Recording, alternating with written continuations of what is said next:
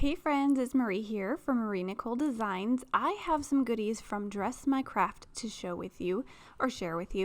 They sent me some of these really gorgeous goodies and I just wanted to show them to you. So they've sent me a jar glitter here, which is really fun. You can see that once you open these jars, they are sealed on top, so it keeps all your goodies inside.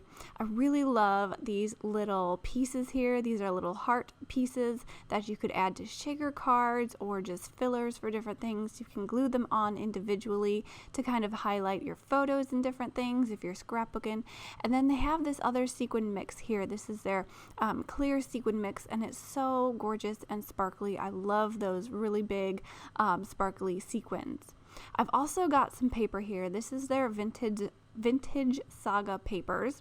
You can see all these gorgeous prints on here. I love all the flowers that they are just loading up on these prints.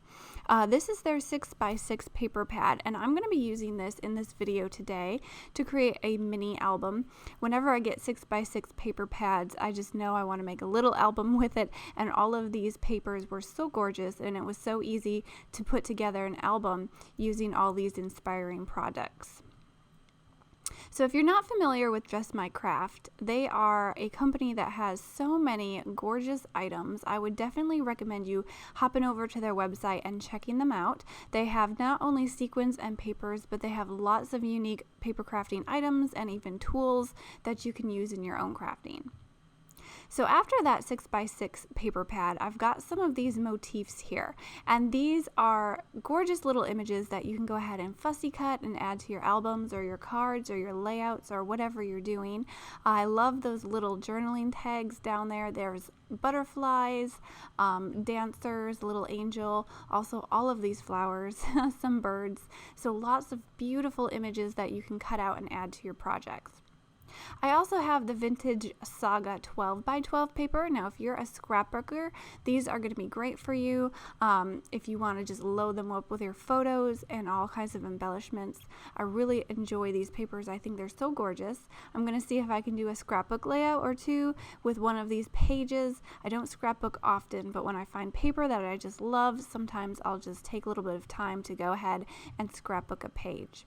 I also have two of their stencils here. So these stencils are actually quite large, and I like that because you can go ahead and use them on your 12x12 papers, and it covers a good amount of area. So I've taken my 6x6 paper pad and I've cut out a bunch of pages using my Tonic memory book maker dies. Now I've used the smallest die that cuts out 3 sides and it leaves that 4th side uncut so that you can kind of vary the length of your pages, which is important when you want to kind of customize the width of your spine. So I've cut out a bunch of pages from this paper pack, and I'm going to go ahead and score them. So I'm going to score them so that I can fold these and create my pages and my spine. So I'm just kind of folding them here. You're going to have to want to decide how long you want your own pages.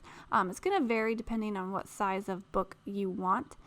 Here I scored at the wrong spot. I went 5.5 when I'm trying to score at 5.25, so I just went ahead and scored that one again.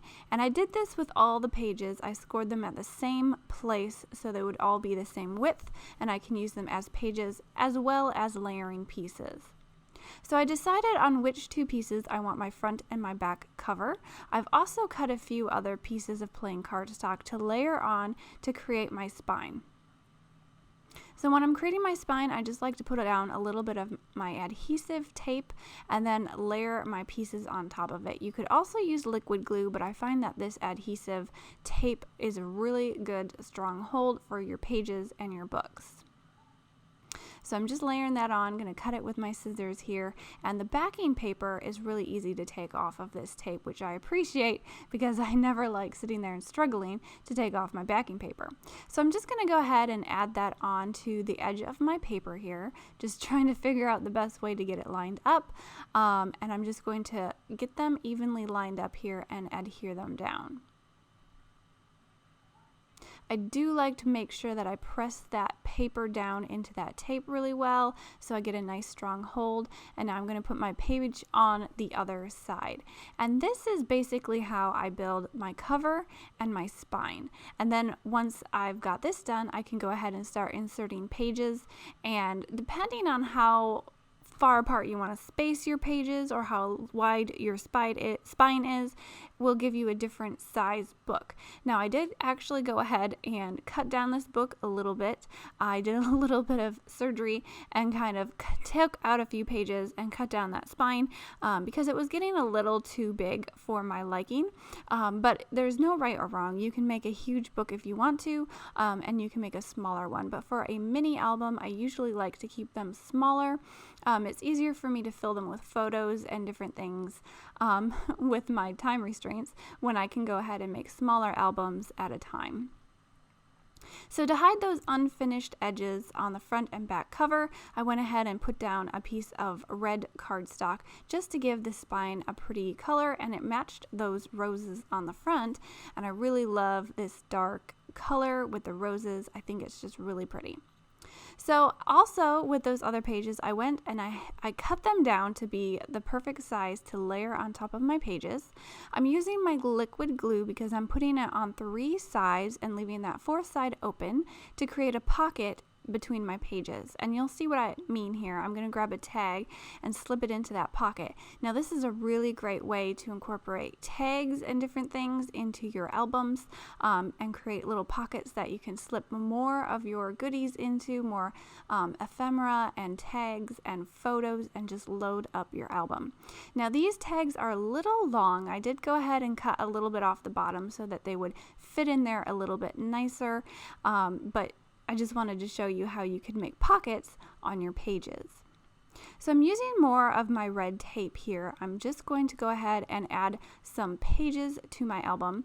Now the way I use my pages is I'm building it basically the same way I built my spine and my cover.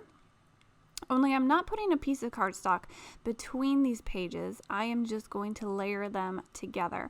And like I said, you can make these wider or shorter. You can make them closer together if you want. I do recommend adding a little bit of extra room between your pages if you want to do something like a waterfall page, or if you really like big bulky embellishments. You might want to leave a little bit of room for those things. Like I mentioned, I did go ahead and kind of trim down the size of this album. A little bit later, it was getting a little bit big, but it's just your personal preference. So I'm going to go ahead and add these pages into my album now. I made about 3 sets of these pages. So I've got 6 pages in there all together, and then my front and my back cover, which gives me about 8 pages and lots of sides to decorate. So since I have 3 sets of pages, I'm going to go put the middle one in first so that I can get that centered, and then I'm going to evenly space my other sets of pages on either side. So I gave you a little quick look at the top there. I wanted to make sure I had that all evenly spaced. I'm also going to go ahead and fold over those pages and kind of use my folding tool and score them down a little bit, make sure that they turn easily so that you can easily flip through this album once you have it all assembled. So I'm adding more of my red tape here. I'm going to go ahead and add the other sets of pages, and that's going to give me the base of my album. So I really wanted to show you how you could use these pattern papers to start layering them as album pieces, make pages out of them, and this was a really quick and easy project once you know what you're doing. So it makes it really easy to create these fun albums using these gorgeous pattern papers. So I've got all my pages in here. You can see I've got lots of pages, lots of areas to cover and just load up with embellishments. You can see all the pages from the top there, and you can go ahead and flip through them. Now on any of these pages, most of these pages actually, after I'm putting my layering pieces on, I'm leaving pockets. So all of my pages ended up with pockets, and I'll show you this again. Just putting some glue on 3 sides, leaving that edge open on the end, and then that adds a pocket to my album. So I'm just adding layers to all of my pages here, making sure I've got pattern paper on both sides of all my paper, all my pages, and that's going to create my little album. I did try to vary the patterns as I was using them. So you can see I have this pattern here that's mostly solid with more of a busy pattern on the opposite side of the page. I also liked that I got that variation of a really bold, dark color of a page next to one that's a little bit lighter. So I do kind of try to map out which patterns I like to match together, but it's really nice to use a 6x6 paper pack because you know they all coordinate.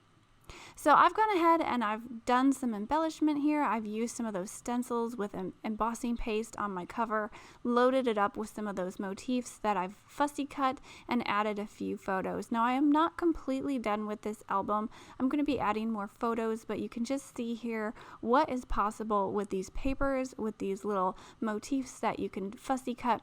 You can add pockets to the edges of your papers. You can add little gold embellishments and accents. You can add some lace, make some frames in there. There's one of those dancing girls. I thought she was really pretty.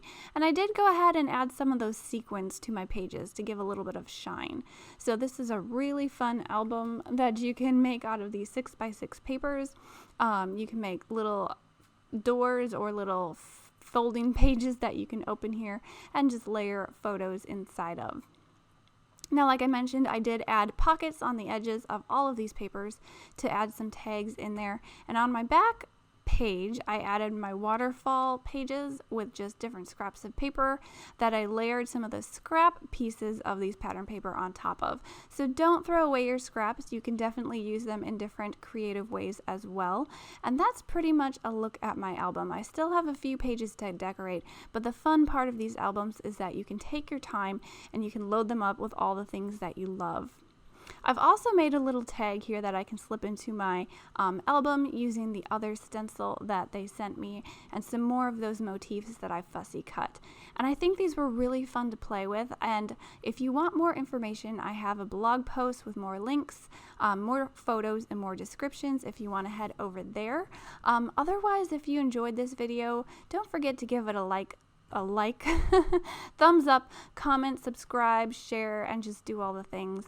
And I'll see you guys next time. Thanks for stopping by.